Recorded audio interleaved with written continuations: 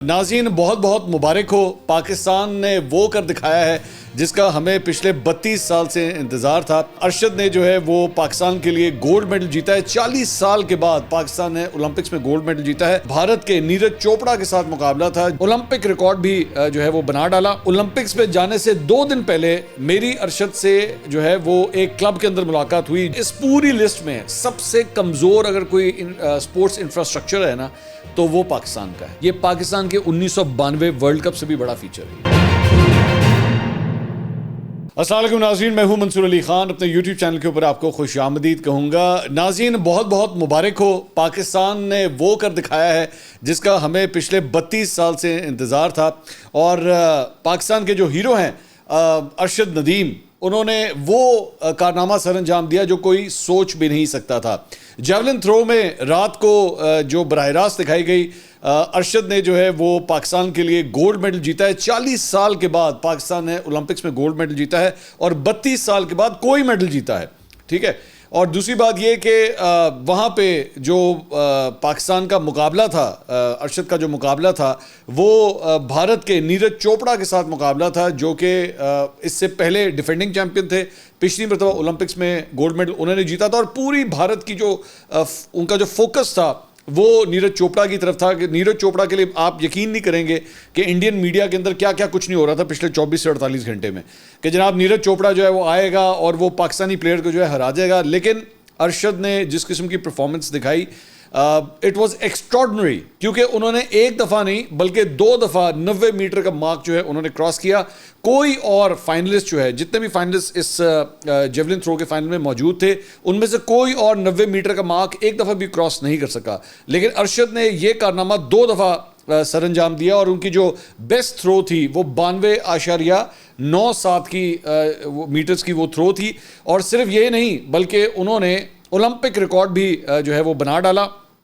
اس سے پہلے بیجنگ کے اندر 23 اگست 2008 کو ناروے کے کھلاڑی نے جو ہے 90.57 میٹر کے اوپر اولمپک ریکارڈ قائم کیا تھا. لیکن ارشد نے جو ہے اس سے ایک دفعہ نہیں بلکہ 2 دفعہ توڑا ہے. اپنے پہلے انہوں نے توڑا اور اس کے بعد دوبارہ 90 میٹر جو ہے انہوں نے کراس کیا. نیرج چوپڑا کا جو ہے بہت ہی برا ریکارڈ رہا, ایون تو انہوں نے سلور جیتا ہے, لیکن ان کی صرف ایک جو تھرو تھی وہ صحیح تھرو تھی اور وہ بھی ان کو سلور دلانے میں کامیاب ہوئی. باقی انہوں نے جتنی تھروز کی وہ ساری جو ہے وہ ڈسکوالیفائڈ ہو گئیں, کیونکہ یا تو ان کا پیر آگے چلا جاتا تھا یا کوئی نہ کوئی ٹیکنیکل فالٹ اس کے اندر آتا تھا. تو پاکستان کے لیے جو میرے خیال میں سب سے بڑی بات یہ ہے کہ ایک تو گولڈ میڈل اور کوئی اور میڈل نہیں, گولڈ میڈل, اس کے بعد اولمپک ریکارڈ, اور اس کے بعد پوڈیم کے اوپر جو ہے وہ آپ بھارت سے ایک سٹیپ اوپر جو ہے وہ موجود ہوں گے.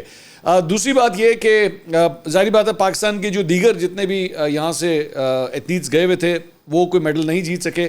پاکستان کی واحد امید جو تھی وہ صرف اور صرف ارشد تھے کہ ارشد جو ہے وہ کوئی نہ کوئی میڈل ضرور حاصل کر لیں, اور وہی ہوا ہے. اچھا ذہن میں رکھیے گا کہ اس سے پہلے میں اب آپ کو تھوڑا سا ایک بیک گراؤنڈ آپ کو میں بتاتا ہوں. ایک تو ارشد جو ہے ان کا تعلق میاں چنو سے ہے, پنجاب سے ان کا تعلق ہے, وابڈا سے یہ ویسے منسلک ہیں. اولمپکس میں جانے سے 2 دن پہلے میری ارشد سے جو ہے وہ ایک کلب کے اندر ملاقات ہوئی, جم کے لیے وہ وہاں پہ آئے ہوئے تھے. تو اس وقت میں بھی وہاں پہ گیا ہوا تھا. تو ارشد اپنے مینیجر کے ساتھ جو ہے وہ میرے پاس آئے, مجھ سے آ کے بیٹھے, ہم نے 15-20 منٹ آپس میں بات چیت کی. میں نے اس وقت ان سے پوچھا, میں نے کہا جی کیسی ہے فارم شوم آپ کی, سب ٹھیک ہے؟ تو انہوں نے کہا کہ میں ابھی 1 ہفتہ پہلے ہی جو ہے میں پیرس سے ہو کے آیا ہوں, اور وہاں پہ ایک ڈائمنڈ گیمز تھیں, اس کے اندر انہوں نے شرکت کی تھی اور اس کے اندر انہوں نے 4تھی پوزیشن حاصل کی تھی. میڈل نہیں جیت سکے تھے وہاں پہ, لیکن انہوں نے کہا آپ سے التجا ہے کہ آپ بھی دعا کیجیے گا میرے لیے, انشاءاللہ بہت بہتر ہوگا. اور اب آپ دیکھ لیجئے کہ انہوں نے کتنی زبردست پرفارمنس دکھائی. یہ ذہن میں رکھیے گا کہ جو کوالیفائنگ راؤنڈ تھا اس کے اندر انہوں نے 86 میٹرز کی تھرو کی تھی, جس کی بنیاد پہ انہوں نے فائنل کے لیے کوالیفائی کیا تھا. لیکن فائنل کے اندر جو ہے وہ اس سے بھی بڑا نمبر انہوں نے اچیو کیا.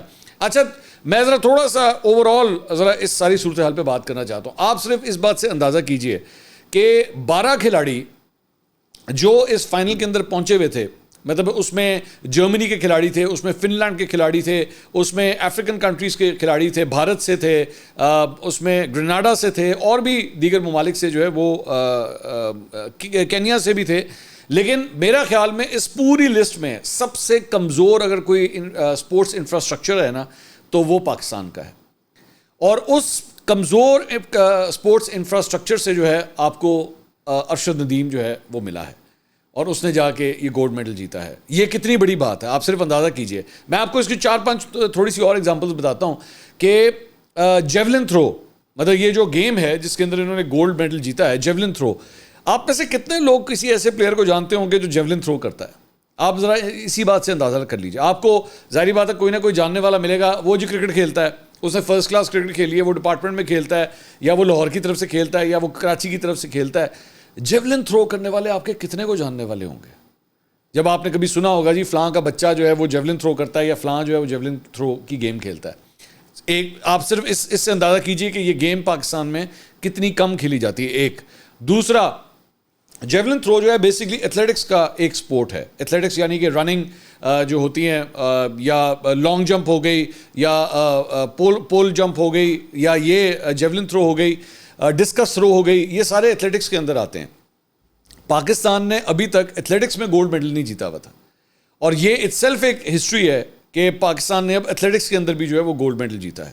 تو ارشد نے صرف اور صرف ایک گولڈ نہیں جیتا بلکہ کئی ریکارڈ جو ہے وہ قائم کیے ہیں اس ساری چیز کے اندر.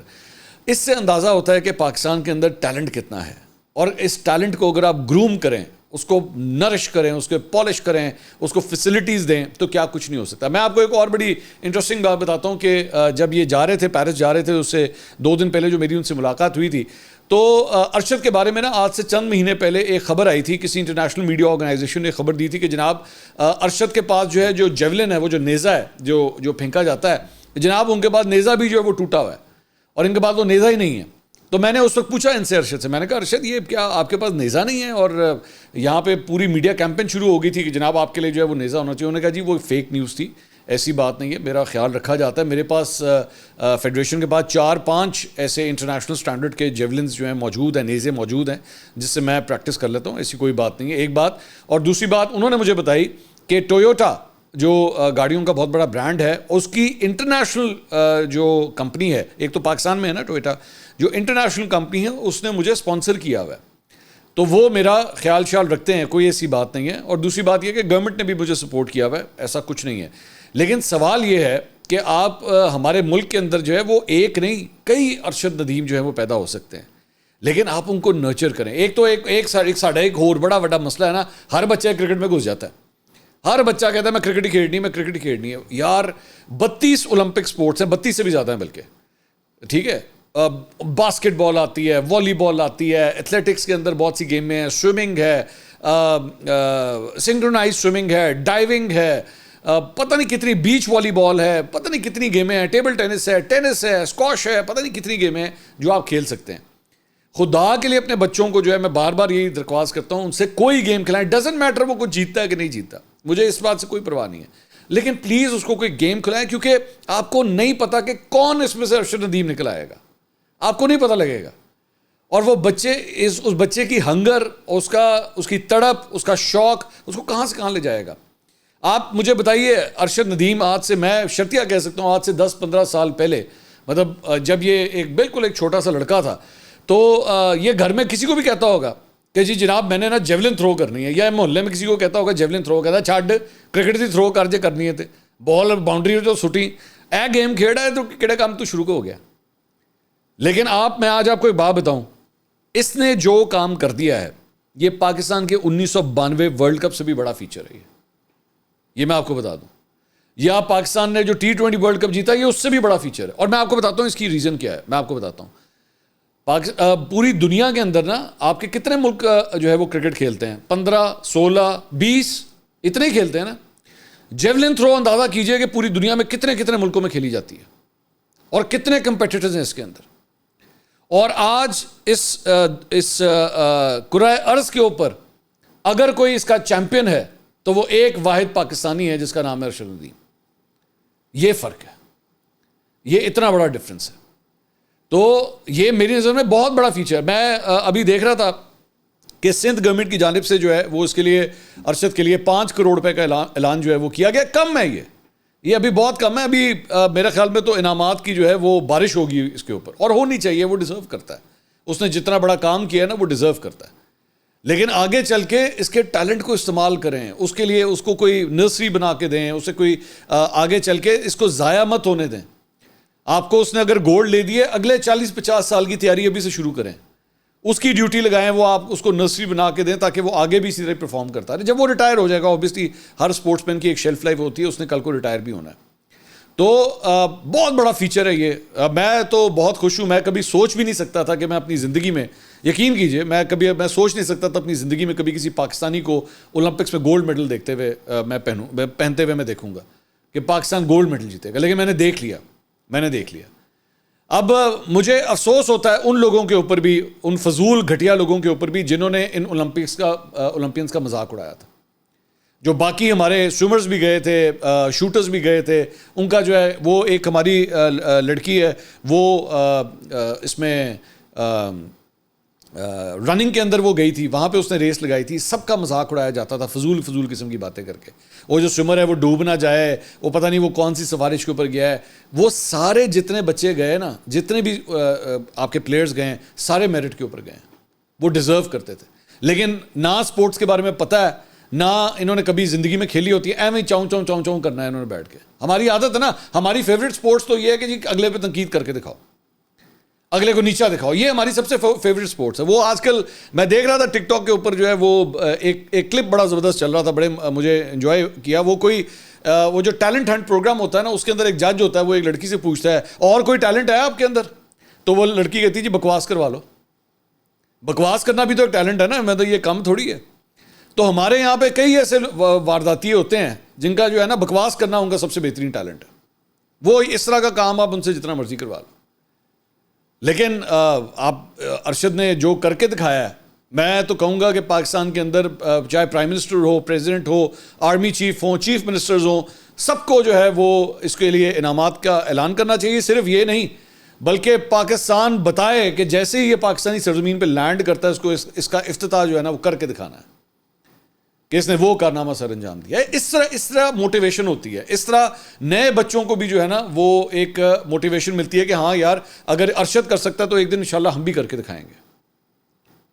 سو ہیٹس آف ٹو ہم. اینڈ سب سے امپورٹنٹ بات یہ, میں بات کرنے لگا ہوں ایک اسپورٹس مین کا باپ ہونے کے ناطے.